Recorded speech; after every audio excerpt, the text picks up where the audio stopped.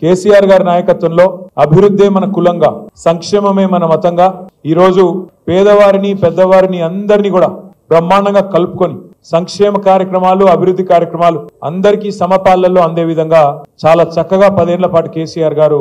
రాష్ట్రాన్ని పరిపాలించినారు. కాబట్టి భారతదేశంలో ఎన్నో రంగాలలో తెలంగాణ ఒక రోల్ మోడల్ గా, ఒక దిక్సూచిగా, ఒక ఆదర్శవంతమైన రాష్ట్రంగా తలసరి ఆదాయంలో కావచ్చు, విద్యుత్ వినియోగంలో కావచ్చు, పరిశ్రమల ఆకర్షణలో కావచ్చు, వ్యవసాయ విస్తరణలో కావచ్చు, పేదవాళ్ళను ఆదుకునే సంక్షేమ కార్యక్రమాలు కావచ్చు,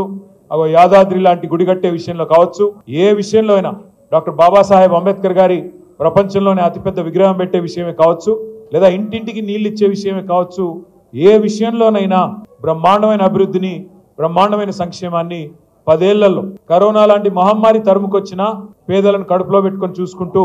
ఎక్కడా సంక్షేమం ఆగకుండా చూసుకున్నారు. కాబట్టి కేసీఆర్ గారిని మీరు రాజేంద్ర నగర్ నియోజకవర్గంలో కూడా మనస్ఫూర్తిగా ఆశీర్వదించి ఆనాటి మన అభ్యర్థిని మీరు అఖండమైన మెజారిటీతో గెలిపించారు. తమ్ముడు కార్తిక్ రెడ్డి గారు చెప్పినట్టు ఎమ్మెల్యేలు కొంతమంది పార్టీని వదిలిపెట్టి పోవచ్చు కాక, కానీ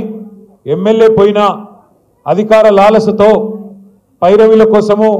పదవుల కోసము, ఇంకో దానికోసం వారు పోయినా మేము మాత్రం ఉంటాము, పార్టీని వదిలిపెట్టము అని చెప్పి నిబద్ధతతో ఉన్న మా గులాబీ అన్నదమ్ములకి, మా ఆడబిడ్డలకు హృదయపూర్వకంగా శిరస్సు వంచి నేను ధన్యవాదాలు తెలియజేస్తాను.